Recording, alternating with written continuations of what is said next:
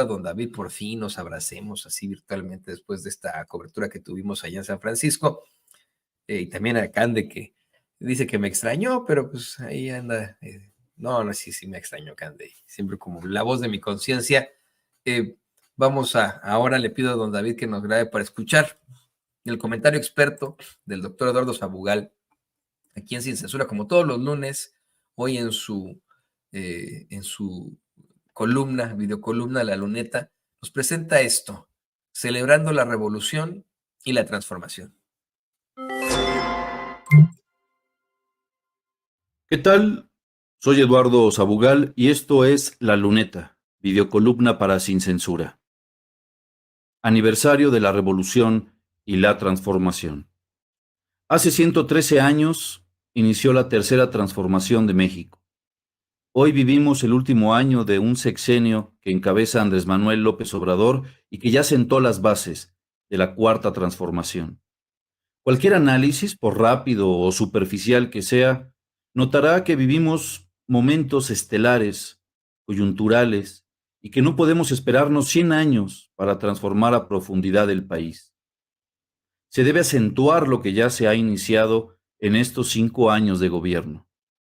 Si la primera transformación fue el proceso independentista y la segunda transformación fue el proceso de reforma, esto es 1810 y 1854 respectivamente, la tercera transformación, la Revolución Mexicana, iniciada en 1910, encontraría su culminación, con bastantes tropiezos, hasta el gobierno del general Lázaro Cárdenas, 1934-1940. Tuvieron que pasar casi 80 años para que nuevamente la historia heroica del pueblo mexicano viviera una transformación, pero esta vez de forma pacífica, sin lucha armada. Si las nuevas generaciones no ven o no quieren ver en eso una oportunidad única, un momento histórico único que implica una responsabilidad y un riesgo, es labor nuestra politizar a esas generaciones y moverlas a la toma de conciencia para que al celebrar la Revolución Mexicana se celebre también la capacidad de la transformación actual. Solo transformando se puede celebrar la transformación. A veces pareciera que hay dos historias, la subterránea y la de la cima. Celebrar la subterránea es celebrar no solo la revolución, sino la transformación. Con subterránea me refiero a la historia del pueblo mexicano, el motor de la historia con mayúsculas, las fuerzas vivas, y no esa historia cimera y oficial u oficialista que a veces terminaba reduciéndose a nombres de caudillos, batallas y fechas. La historia de bronce petrificada, como dice Paco Ignacio Taibo. La grandeza del pueblo mexicano, como escriben Eduardo Villegas y Felipe Ávila en Historia del pueblo mexicano, descansa en la riqueza de una historia llena de lecciones, entre las que destaca el afán, a veces acallado, a veces explosivo, por los ideales de libertad e igualdad. Al celebrar un aniversario más de la Revolución, estamos en realidad celebrando también las transformaciones que nos precedieron.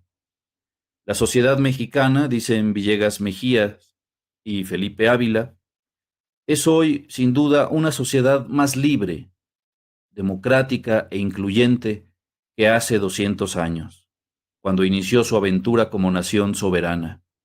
No obstante, todavía son muchos los retos. Falta superar la pobreza y la marginación, falta eliminar el machismo y la discriminación, falta garantizar las condiciones mínimas de respeto para las minorías étnicas, religiosas o sexuales. Hoy está en las manos, en las conciencias y en las acciones de mexicanas y mexicanos, que todo eso que falta en este inicio de la cuarta transformación se logre en el futuro inmediato. La esperanza con la que hoy asistimos al pulso de la historia, sin embargo, tiene que ver con el gran liderazgo de un presidente que, aunque ya entregó el bastón de mando, ha generado la suficiente confianza y los suficientes cuadros como para que esté garantizada la continuidad y la radicalización de esta cuarta transformación. Un presidente que el fin de semana en el que se conmemoran 113 años del inicio de la tercera transformación, se traslada a Acapulco, Guerrero, y evalúa a conciencia los avances de la recuperación del puerto de Acapulco tras los fuertes estragos del huracán Otis. Luego vuela rápidamente a la ciudad de San Francisco para participar en el Foro de Cooperación Económica Asia-Pacífico. Allá, en compañía de Alicia Bárcena, secretaria de Relaciones Exteriores, lleva a cabo 3 importantes reuniones bilaterales con los presidentes de China, de Canadá y de Estados Unidos de Norteamérica. Con el presidente de China, Xi Jinping, reitera el compromiso a continuar manteniendo buenas relaciones en beneficio de ambos pueblos y naciones y acuerda apoyar a los hogares afectados por Otis y combatir el tráfico ilegal de precursores químicos de drogas sintéticas.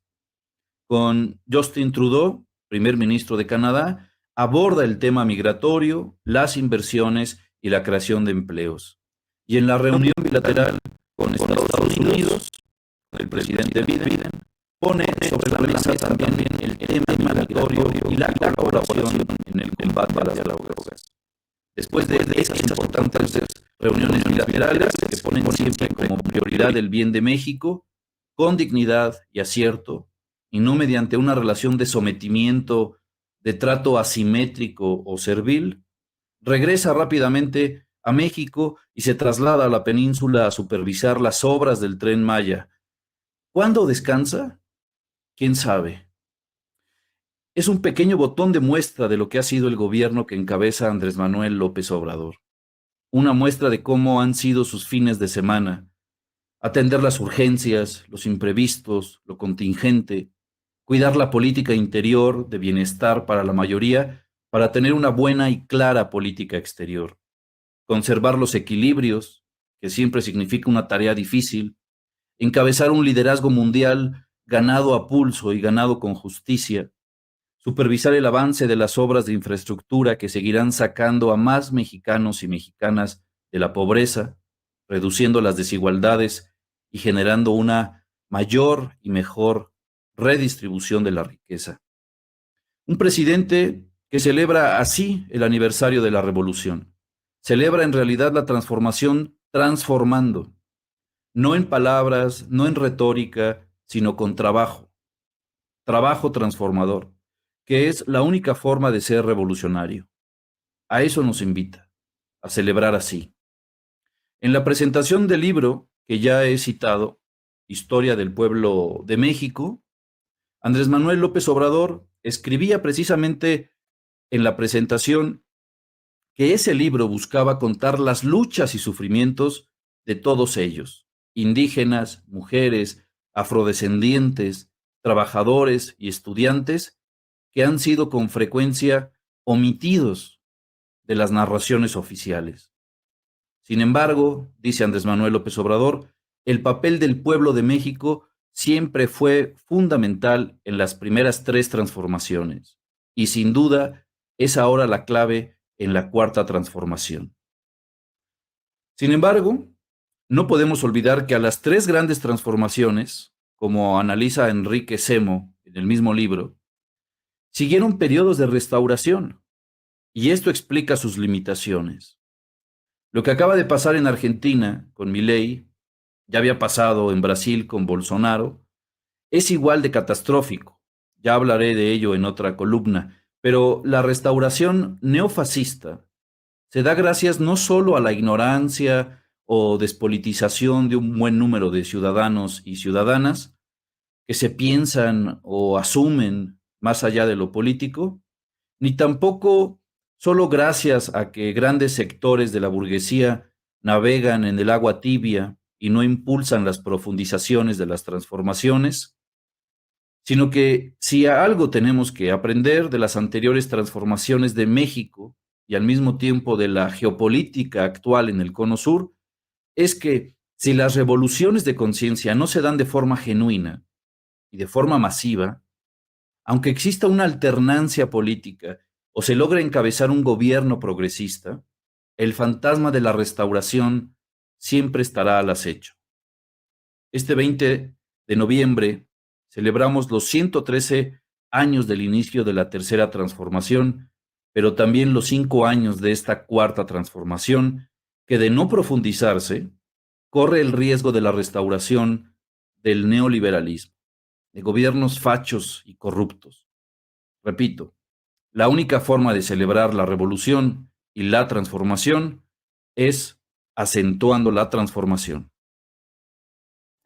Muy interesantes las palabras, como siempre, el doctor Eduardo Sabugal, esta vinculación que hace absolutamente de la Revolución Mexicana, la transformación, la revolución como la tercera transformación, la actual como la cuarta, y le agradecemos como siempre, siempre sus palabras tan interesantes, estos planteamientos tan profundos al doctor Eduardo Sabugal, académico, por supuesto, gran colaborador de Sin Censura.